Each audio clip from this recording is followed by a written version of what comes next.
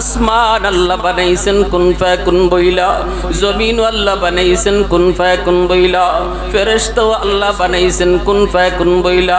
কিন্তু আমারে আপনারে আল্লাহ পাক কুন ফায়াকুন বলে বানায় নাই। আমাকে আপনাকে যখন আল্লাহ বানাইছে, আল্লাহ বলে খালাকতু বিয়াদাইয়া, এই মানুষকে আমি আমার নিজের হাত দিয়া বানাইছি। কারণ এই চেহারার মধ্যে এত দামি কপাল, এত দামি কপাল, এই কপাল দিয়া বান্দা আমার কুদরতি কদমে সাজদা দেয়। এই কপাল এত দাম, এই কপালটার এত দাম, এত দাম ফেরেশতাদের হাতে বানাইলে হয় না। এজন্য হাদিস শরীফে আল্লাহর নবী বলেন, এই উম্মতকে যখন জাহান্নামের আসামি বানাইয়া জাহান্নামের দিকে নিয়ে যাওয়া হবে, হাতে সাল্লাল্লাহু আলাইহি ওয়াসাল্লাম গোটা আলমের জন্য রহমত। আমার আপনার নবী শুধু আমাদের জন্য রহমত না, সমস্ত জগৎ সমূহের জন্য আমার আপনার নবী হলেন রহমত। এজন্য আমার নবীর শান মানের উপরে যদি কেউ আঘাত করে, এই কথা বলার সুযোগ নাই যে কটাক্ষ করলো ফ্রান্সে বাংলাদেশের মুসলমান, আমরা কেন চিল্লাবো। যেমন ইদানিং কালে আপনারা অনেকেই হয়তো শুনেছেন, ভারতে দুই কুলাঙ্গার নবীজির শান মান ইজ্জতের উপরে আঘাত করেছে। এমনকি বিজেপি মোদী সরকারের একজন এমপিও এর সাথে জড়িত। প্যারে হাজিরিন, ভালো করে মনে রাখবেন, আল্লাহর নবীর সম্মান ইজ্জত রক্ষা করা আমাদের ঈমানি দায়িত্ব।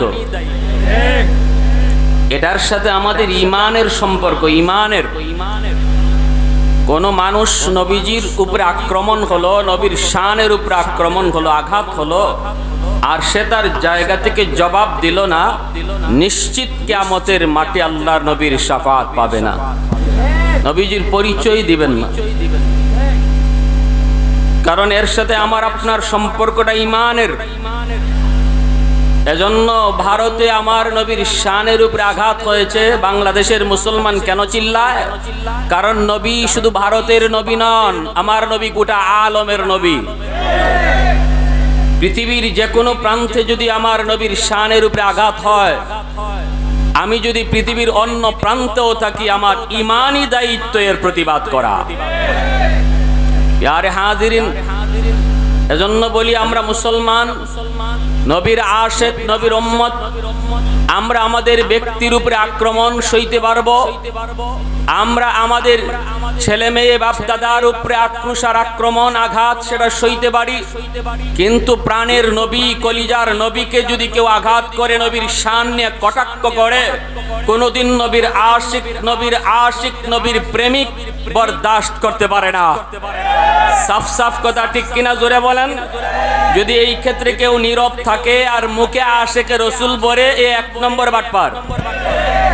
যদি এই জায়গায় নীরব থাকে আর দেয়ালে আশিকে রসুল রাইটিং করে, নিশ্চিত বুঝবেন এ চিটার, এ নবীর আশিক নয়। বাংলাদেশে সত্যিকারের আশিকে রসুল কারা, এটা পৃথিবীর মানুষ দেখেছে, মুখে বলে নাই, ওরা কাজে প্রমাণ করেছে উলামায়ে দেওবন্দ, ঠিক কিনা? প্যারে হাজিরিন, এজন্য বলি, এই রবিউল আউয়াল মাস আমার নবীর সিরাতের আলোচনা করার মাস। যে মাসে নবী যে আসছেন, যে মাস থেকে নবী বিদায় নিছেন, এজন্য এই মাসটাতে আমরা আমার নবীর আলোচনা বেশি করি, আলোচনা বেশি শুনি। আল্লাহ বলেন, ওয়ামা আরসালনাকা ইল্লা রাহমাতাল লিল আলামিন। বন্ধু, আমি আল্লাহ তোমাকে গোটা আলমের জন্য রহমত বানাইছি।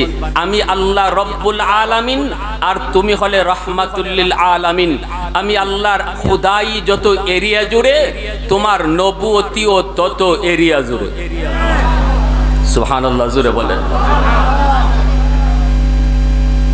কত বড় নবীর উম্মত আমরা, ভাগ্য কত বড়, কপাল আমাদের কত ভালো। কিন্তু সবার কপালে সব সয় না, ঠিক কি না? সবার কপালে সব সয় না। এত বড় নবীর উম্মত, কিন্তু দেখলে বোঝা যায় না যে আমরা নবীর উম্মত। আমার চুলের কাটিং, আমার পোশাকের কাটিং, আমার দাড়ির কাটিং, আমার আচরণ, আমার ব্যবহার দেখলে বোঝাই যায় না যে আমরা আদর্শ নবীর আদর্শ উম্মত।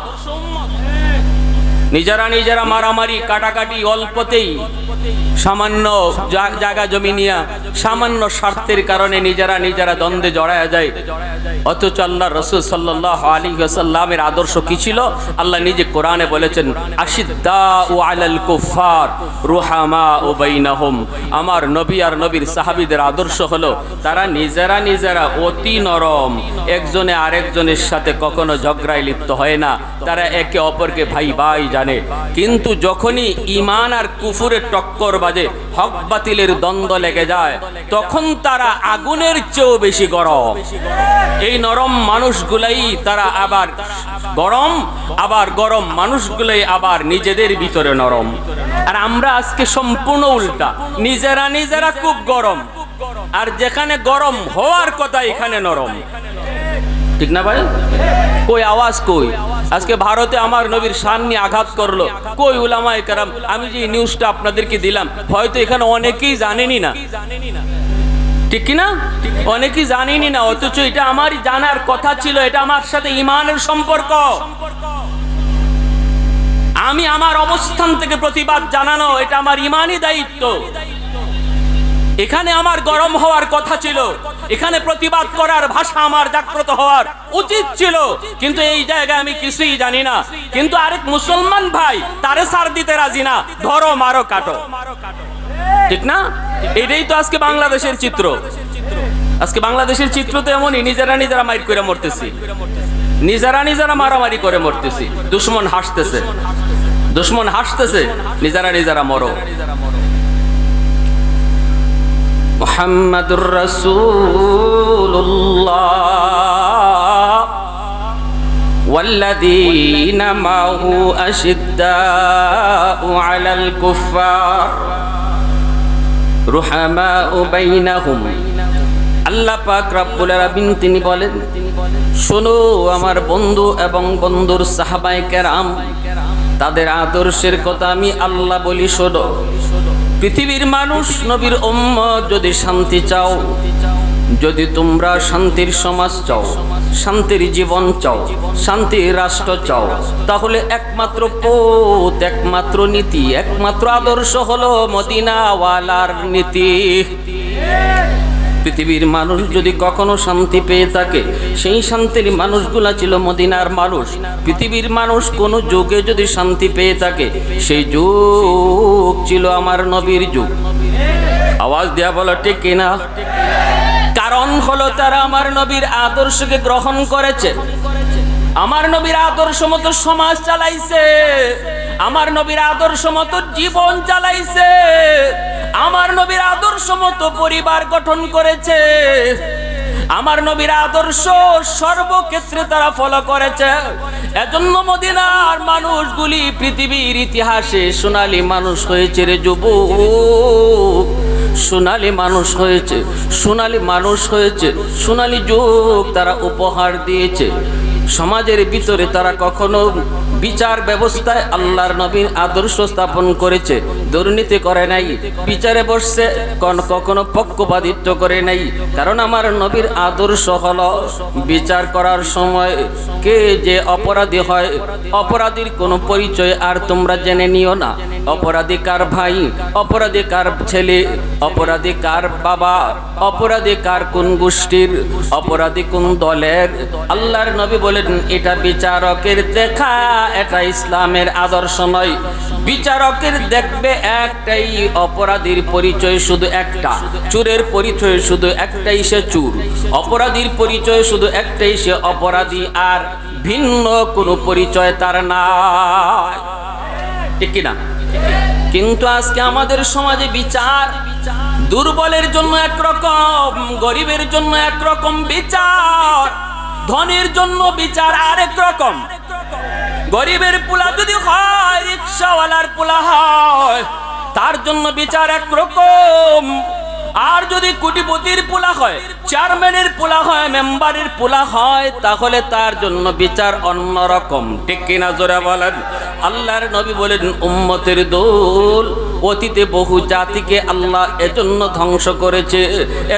ধ্বংস করেছে, তাদের মধ্যে এরকম ভাবে ভাগ হয়ে যেত। বিচারের ক্ষেত্রে তারা দুর্বলের জন্য, গরিবের জন্য একরকম বিচার, ধনীর জন্য আরেক রকম বিচার করত, অথচ দুজনের অপরাধ সমান। এই জিনিসটা আল্লাহ বরদাস্ত করতে পারেন না। নামাজ এক ওয়াক্ত কাজা হয়েছে, অথবা এক জাতি নামাজ ছেড়ে দিয়েছে, এজন্য আল্লাহ গোটা জাতিকে ধ্বংস করেছেন, এমন হাদিস পাওয়া যায় না।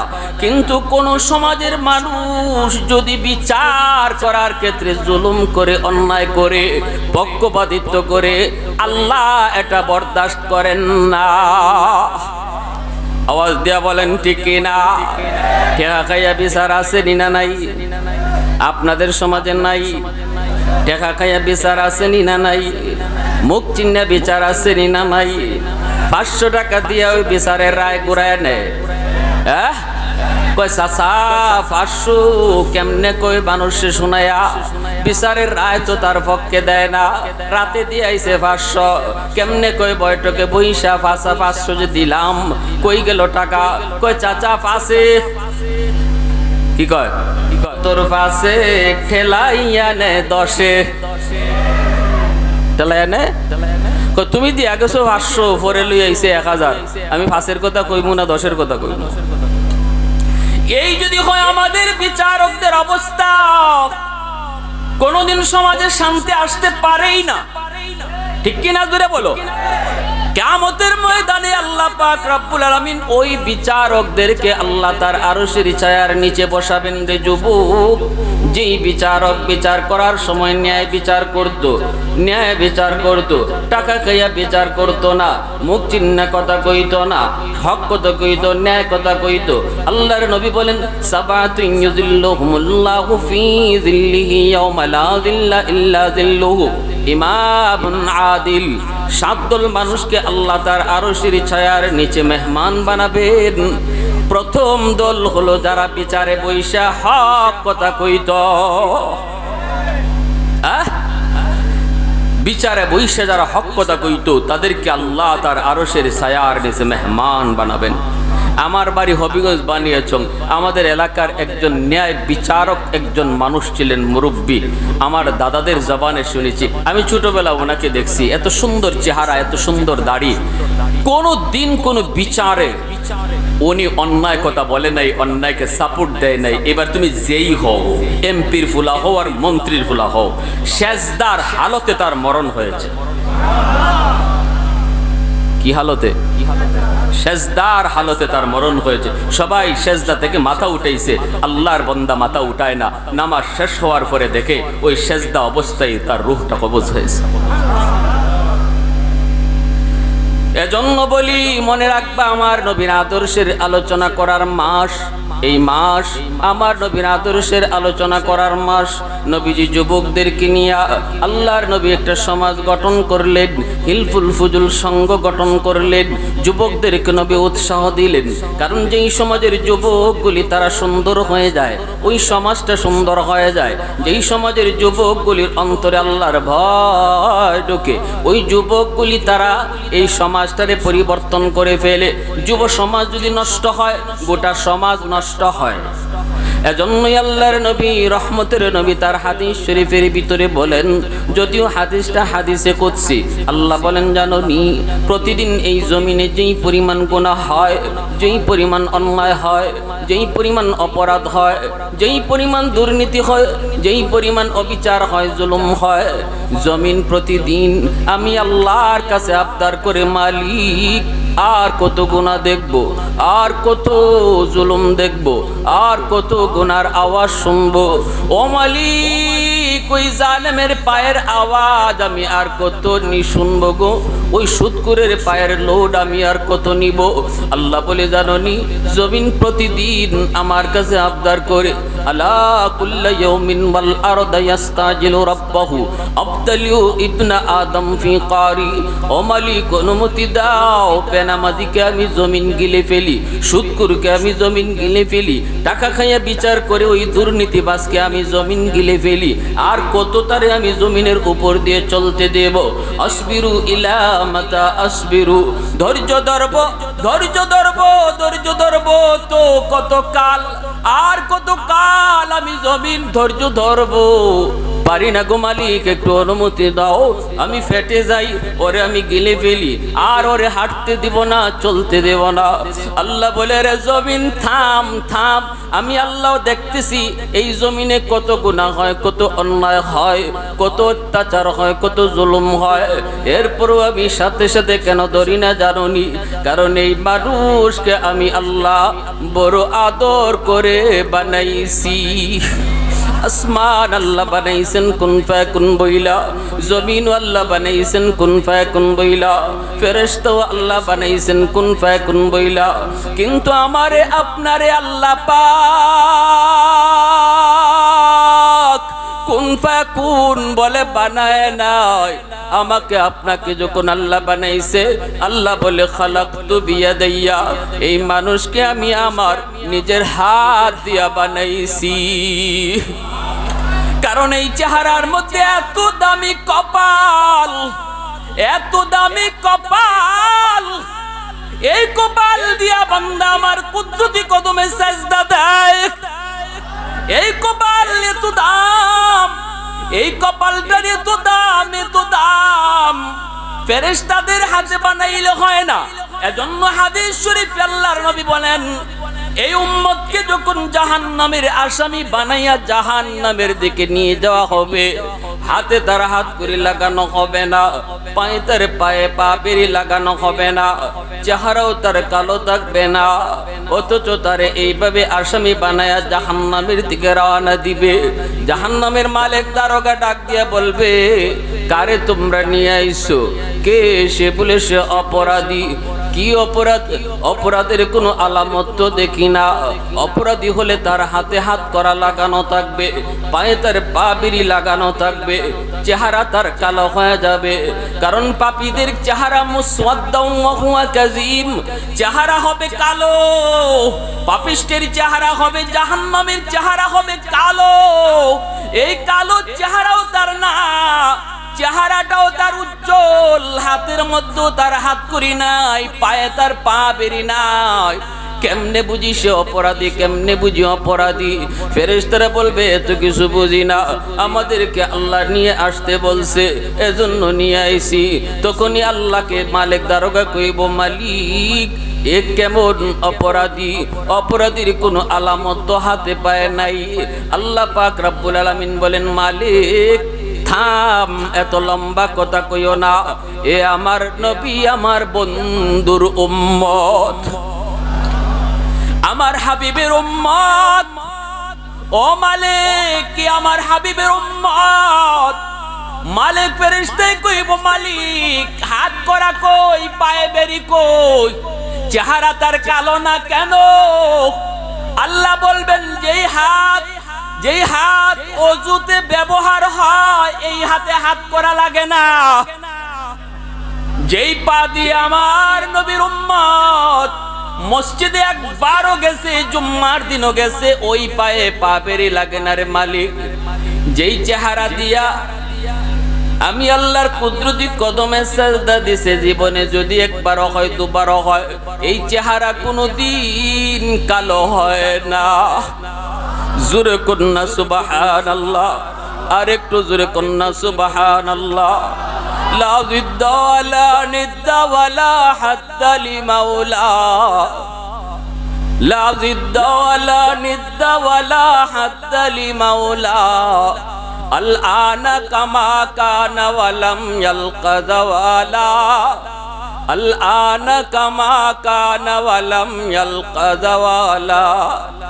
লা মিসলা ওয়ালা সাওয়ারা মিসলা ওয়া নাযীরা মান ক্বালা সিওয়া যালিকা ক্বাদ ক্বালা মুহালা মান ক্বালা সিওয়া যালিকা ক্বাদ ক্বালা মুহালা লা ওয়ালদা ওয়ালা ওয়ালিদা লা আম্মা ওয়া খালা লা শিবহা ওয়ালা মিসলা ওয়ালা কুফুয়া লিমাওলা। মুহাব্বতের সাথে আওয়াজ দিয়া কোন আল্লাহু আকবার। আর একটু জোরে আল্লাহু আকবার বলুন তো আমরা সিজদা কার পায়ে করি? একটু জোরে আওয়াজ দিয়া মালিকের নাম। আরো জোরে কোন কার পায়ে? as-sajidu yasjudu ala qadamayhir rahman। সিজদা করি আল্লাহর কুদরতি কদমে সিজদা দেয়, তখন আল্লাহর সাথে তার কথা হয়। এজন্যই তো মুসা নবী তুর পাহাড়ে বলেছিলেন, মালিক আমি মুসার সাথে আপনি তুর পাহাড়ে কথা বলতেছেন, ও মালিক ও মালিক তুকাল্লিমু মাই হাল তুকাল্লিমু আহাদান গায়রি। আমি ছাড়া আর কারোর সাথে তুমি কথা বলবা নাকি? আল্লাহ বলেন, মুসা তুমি কোথায় আমি কোথায়? মুসা বলেন, মালিক আমি তোর পাহাড়ের নিচে, তুমি হয়তো উপরে। আল্লাহ বলেন, না মুসা এতটুকুই শুধু নয়, বাইনি ওয়া বাইনাকা হিজাব, তোমার মাঝে আর আমার মাঝে একটা পর্দা আছে। ওয়া আনা ওয়ারাইল হিজাব, আমি ওই পর্দার ওই প্রান্তে তোমার সাথে কথা বলছি, মাঝখানে কিন্তু পর্দা আছে। কিন্তু সাতাতি উম্মাতুন, এমন একটা উম্মত মুসা দুনিয়া আসবে যাদের সাথে আমি আল্লাহ কথা বলবো, ফালা হিজাবা বাইনি ওয়া বাইনাহুম, তাদের মাঝে আর আমার মাঝখানে পর্দা থাকবে না। মুসা নবী কই, মালিক কে সেই উম্মত? আল্লাহ বলে, উম্মতে আহমদ। আল্লাহু আকবার। কে সেই উম্মত? কই উম্মতে মুহাম্মদ। তারা হলো আমার নবী, আমার হাবিব, আমার বন্ধু মুহাম্মদের উম্মত। মুসা নবী কই, মালিক তারা তোমার সাথে কেমনে কথা বলবে? আল্লাহ পাক কয়, ওরা যখন সিজদায় যাবে তখন আমার সাথে কথা বলবে। ইদহুম ইয়াসজুদুন, সিজদায় যখন যাবে তখন কথা বলবে। মুসা নবী কয়, মালিক তুমি কেমনে কথা বলবা? আল্লাহ বলেন, আমি তাদেরকে আমার একটা কালাম দেব, আমার কালাম কোরআন দেব। ওরা যখন কোরআন তেলাওয়াত করবে তখন আমি আল্লাহ তাদের সাথে কথা বলবো। এজন্যই হযরত আলী রাদিয়াল্লাহু তাআলা আনহু বলেন, তোমরা যদি চাও আল্লাহর সাথে কথা বলতে তাহলে নামাজ পড়ো, আর যদি চাও আল্লাহ তোমাদের সাথে কথা বলুক তাহলে কোরআন পড়ো। আওয়াজ দিয়ে কন্যা সুবহানাল্লাহ, আর একটু জোরে সুবহানাল্লাহ। वहदत की हिफाजत नहीं बेक़ुव्वत बाजू, वहदत की हिफाजत नहीं बेक़ुव्वत बाजू, आती नहीं कुछ कामी हक़ खुदा दाद, आती नहीं कुछ कामी हक़ खुदा दाद। ऐ मर्द खुदा तुझको क़ुव्वत नहीं हासिल, जा बैठ किसी कार में अल्लाह को कर याद, जा बैठ किसी कार में अल्लाह को कर याद। ये सच है कि बातिल की तरफदार नहीं हम, गद्दार न समझो हमें गद्दार नहीं हम, गद्दार न समझो हमें गद्दार नहीं। तीर नहीं नेज़ा वो तलवार नहीं, हाँ हम तीर नहीं नेज़ा वो तलवार नहीं, हाँ। आवाज दिए बोलें अल्लाहु अकबर। मुसलमानेर आवाजे कोन अल्लाहु अकबर, आरो जोरे अल्लाहु अकबर। উলামায়ে কেরাম যদি আপনাদেরকে রাজপথে ডাক দেয়, বিজেপি সরকার মোদি সরকার যদি নবীর দুশমনদেরকে দৃষ্টান্তমূলক শাস্তির ব্যবস্থা না করে, আর ওই নবীর দুশমনের প্রতিবাদে উলামায়ে কেরাম যদি ভারতের উদ্দেশ্যে লং মার্চের ডাক দেয়, এই বিবাড়িয়ার জমিন থেকে কোন কোন নবীর আশিক তৈয়ার হাত তুলে আল্লাহকে দেখান। আল্লাহ কবুল করো, জোরে বলি আল্লাহু আকবার। মুসলমানের আওয়াজে আল্লাহু আকবার।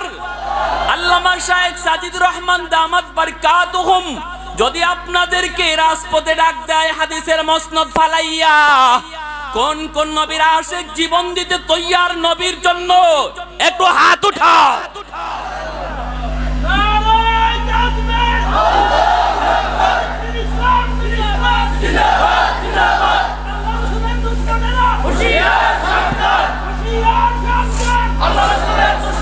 আল্লাহ তুমি কবুল করো, জোরে বলি আমিন। আল্লাহ পাক তো কোন ওই জমিনকে থামায় দিলেন, মনে আছে আপনাদের কথা? জমিনকে আল্লাহ থামায় দিলেন, রে জমিন থাম থাম, আমার আর আমার বান্দা বান্দির মাঝখানে তোমরা কেউ নাক গলাবা না। আল্লাহ বলেন নাক গলাবা না, কারণ জমিনে 4 দল এখনো জমিনে আছে। এই 4 দল যতদিন জমিনে থাকবে আমি আল্লাহ জমিন টিকায় রাখবো। কয় দল? একটু জোরে বলেন কয় দল? হাদিসে কুদসি লাউলা মাশাইখু রুক্কা ওয়াশ শাবাবু খুশা ওয়াল আতফালু রুদ্দা ওয়াল আনআমু রুদ্দা লাজআলতুস সামাআ হাদিদা ওয়াল আরদা খাফসাফা ওয়াত তুরাবা রামাদা ওয়ামা আনজালতু মিনাস সামাই কাতরা ওয়ামা আনবাততু মিনাল আরদি নাবাতা বাল আনজালতু আলাইকুমুল আযাবা সাব্বা। আল্লাহ বলেন জানুনি এই জমিনের ভিতরে আমার কিছু বান্দা বান্দি আছে, বয়স্ক বৃদ্ধ বান্দা বান্দি, চুল দাড়ি তাদের সাদা হয়ে গেছে, কোমরে তার ব্যথা, হাঁটুতে ব্যথা, রুকু করতে কষ্ট হয়, সেজদা দিতে তার কষ্ট হয়, মসজিদে যাইতে তার বড় কষ্ট হয়, ভয় কোথায় জানি মাথা ঘোরায় পড়ে যায়। এরপরও আমার কিছু এমন বৃদ্ধ বান্দা বান্দি কষ্ট করে করে টুকটুক করে করে লাঠি ভর দিয়া আমি আল্লাহর ঘর মসজিদের দিকে রওনা দেই। যখনই সে আমাকে সেজদা দেয়, তার সেজদার দিকে তাকাইলে জমিনের প্রতি মায়া লেগে যায়। আল্লাহ বলে 2 নম্বর দল, এই জমিনে এমনও কিছু যুবক আমার নবীর সেই খিলফুল ফুজুলের কথা ইয়াদ করে যৌবনটারে কন্ট্রোল করে নেই, যৌবনে পাগলামি করে না, নানা গান বাজনার আয়োজন করে না, বাপ মার সাথে বেয়াদবি করে না, মুরব্বীদের সাথে বেয়াদবি করে না, নানা ঘরের স্ত্রীর সাথে খারাপ আচরণ করে না, সমাজের মুরব্বীদেরকে কষ্ট দেয় না, যৌবনে তার মুখে নবীর সুন্নত, মাথায় নবীর সুন্নত টুপি পাওয়া যায়, দিলের ভিতরে নাপাক প্রেম ভালোবাসা জন্ম দেয় না, আমি আল্লাহর প্রেম অন্তরে জমায় নেয়। ওই যুবকের কলিজায় আমার ভয়, আমার ভয়, অথচ যৌবনের পাগলামি তার কলিজায় ছিল, কন্ট্রোল করেছে, পাগলা গোরার লাগাম টেনে ধরেছে। ওই যুবকের সেজদার দিকে যখন আমি আল্লাহ তাকাই, তখন এই জমিনের প্রতি আমার মায়া লেগে যায়। এজন্য বলি, আল্লাহ বলে শুনো, এ জমিনে সাগর মহাসাগর, এ ফেরেশতারা শুনো, এই জমিনে ঘরে ঘরে কিছু শিশু বাচ্চা আছে, এই শিশু বাচ্চাগুলির কোনো অপরাধ নাই রে, ওদের উপরে নামাজ রোজা ফরজ হয় নাই, এদের উপরে কোনো হালাল হারাম নাই। গুনাহ যদি করছে তার মায় করছে, বাবায় করছে, ভাইয়ে করছে, বোনে করছে, কিন্তু এই গুনার কারণে যদি জমিনে গজব হয়, এই গজবের ভিতরে শিশু বাচ্চাগুলিও পড়ে যায়।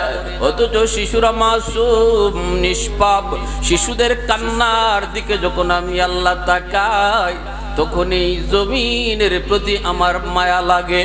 আল্লাহ বলে 4 নম্বর ওয়াল আনআমু রুদ্দা, এই জমিনে হাঁস মুরগি গরু ছাগল এমন রয়েছে পশু পাখি, এদের উপরেও শরীয়তের কোনো বিধিবিধান নাই, নামাজ নাই, হালাল নাই, হারাম নাই। যদি এই জমিনে মানুষের গুনার কারণে গজব আসে, হাঁস মুরগি গরু ছাগল পশু পাখিগুলা গজবে পইরা যায়, অথচ এদের কোনো অন্যায় নাই, অপরাধ নাই, ওদের দিকে তাকাইলেও জমিনের প্রতি মায়া লাগে। আল্লাহ কই যদি এই 4 দল জমিনে না থাকতো, তাহলে জানোনি আল্লাহ বলেন বাল আনজালতু আলাইকুমুল আযাবা সাব্বা, ভরপুর ভরপুর জমিনে গজবার গজবাইতো, গজবার গজবে আয়া জমিন ধ্বংস হয়ে যেত, একটা শস্য দানা জমিন থেকে উঠতো না। ওয়ামা আনজালতু মিনাস সামাই কাতরা, রহমতের এক ফোঁটা বৃষ্টি জমিনে আসতো না। ওয়ামা আমবাততু মিনাল আরদি নাবাতা, কেউ আম গাছ থেকে আর আম পাইতো না, জমিন থেকে আর কেউ ফসল পাইতো না, সব একদম মিসমার হয়ে যাইত। আল্লাহ বলে শুধু ওই 4 দল জমিনে আছে বিদায় আমি আল্লাহ এখনো গাছ থেকে ফুল দেই, ফল দেই, জমিন থেকে ফসল দেই। আল্লাহু আকবার। মুসলমানের আওয়াজ এখন আল্লাহু আকবার। তাহলে আমার ভাইরা, এই যুবকরা যে আয়োজনটা করছে, খারাপ করছে না ভালো করছে? একটু জোরে আওয়াজ দিয়ে এখন খারাপ করছে না ভালো করছে? মুরব্বীরা আপনারা তাদেরকে উৎসাহ দিবেন, যুবকদেরকে ভালো কাজে উৎসাহ দিবেন, তাহলে যুবকরা আগায় আসবে। যদি যুবকদেরকে আপনারা ভালো কাজে উৎসাহ না দেন, তাহলে যুবকরা গানের আয়োজন করবে, ঠিক না? ওয়াজের আয়োজন যদি না পারে, গানের আয়োজন করব, ঠিক না? এজন্য যুবকদেরকে ভালো কাজের দিকে টাইনা রাখতে হবে। এটা